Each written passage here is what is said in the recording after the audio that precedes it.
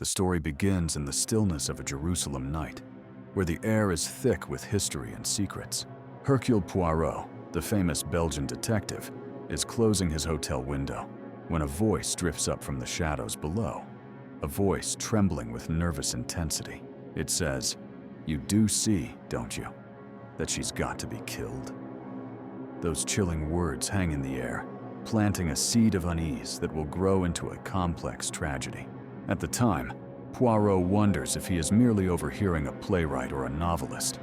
But deep down, his instincts tell him otherwise. Inside the hotel, we are introduced to the source of this tension: the Boynton family. They are a spectacle that draws the eyes of everyone around them, particularly a sharp young doctor named Sarah King and a renowned French psychologist, Dr. Gerard. At the center of this family sits old Mrs. Boynton, a figure of immense, suffocating gravity. She is described grotesquely like a swollen, distorted Buddha or a spider in the center of a web. She is a tyrant who holds her grown stepchildren, Lennox, Raymond, and Carol, and her own daughter, Ginevra, in a state of absolute mental slavery. They travel the world, yet see nothing, speak to no one, and do nothing without her express permission.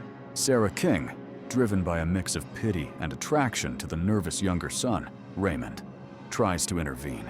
She confronts the old woman, telling her she is a tyrant. But Mrs.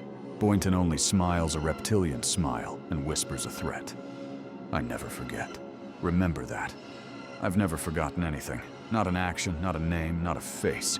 The atmosphere tightens as the group travels to Petra, the rose-red city carved into the rock cliffs of the Transjordan Desert.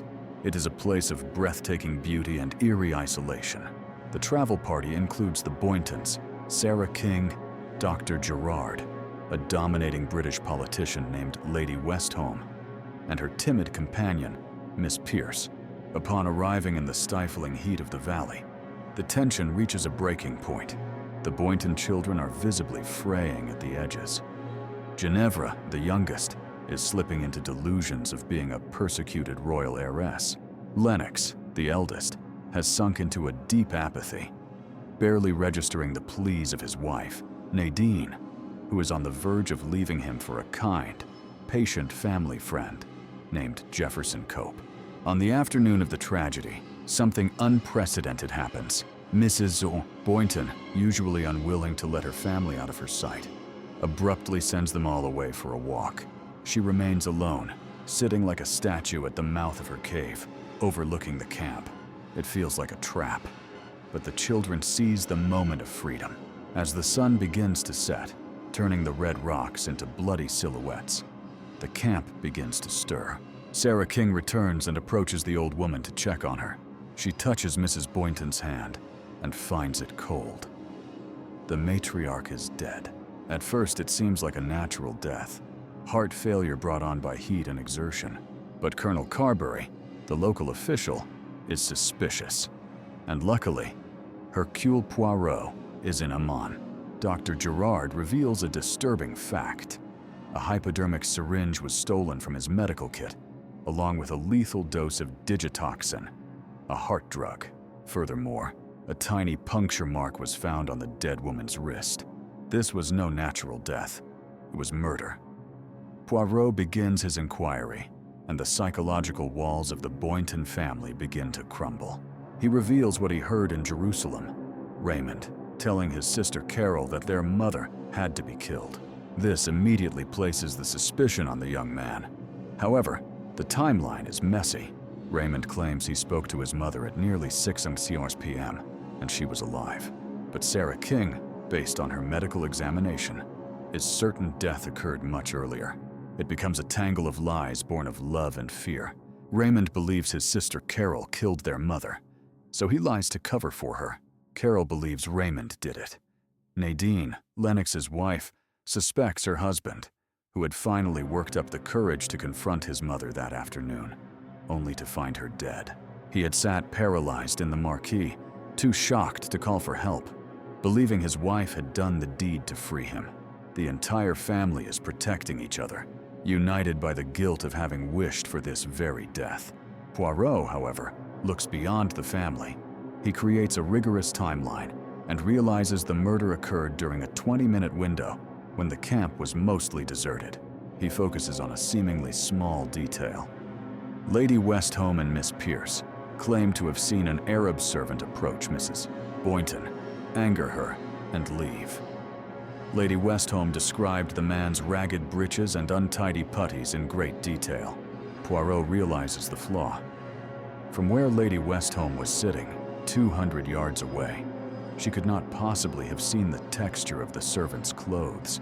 She described them too perfectly because she wasn't watching a servant. She was wearing the disguise herself. The truth is unveiled. Mrs. Boynton was not just a domestic tyrant. She was a former prison wardress. Years ago, a young criminal had been under her charge. That criminal had reinvented herself, climbed the social ladder, and become the respected, formidable Lady Westholme. In Jerusalem, when Mrs. Boynton hissed, "I never forget a face," she wasn't speaking to Sarah King. She was looking over Sarah's shoulder at Lady Westholme.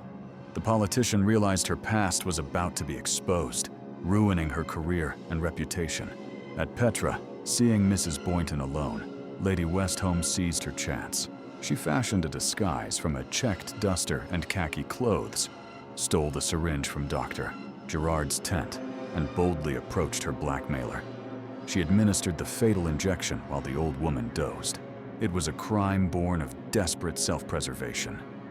Confronted with the truth and Poirot's acquisition of her fingerprints, Lady Westholme takes her own life with a revolver, though it is publicly reported as a tragic accident. With the shadow of the tyrant gone, the Boyntons are finally able to breathe. The story jumps forward 5 years to a London theater. The transformation is miraculous. Ginevra, once lost in delusions, is now a brilliant actress, channeling her intensity into art. She is married to Dr. Gerard. Carol has married the faithful Jefferson Cope. Raymond and Sarah are happily together. The nightmare of Jerusalem a distant memory. Even Lennox and Nadine have found peace and normalcy. As the family watches Ginevra perform, they share a quiet toast. The darkness that nearly destroyed them has been lifted, and for the first time, they are not merely surviving, they are living in the light.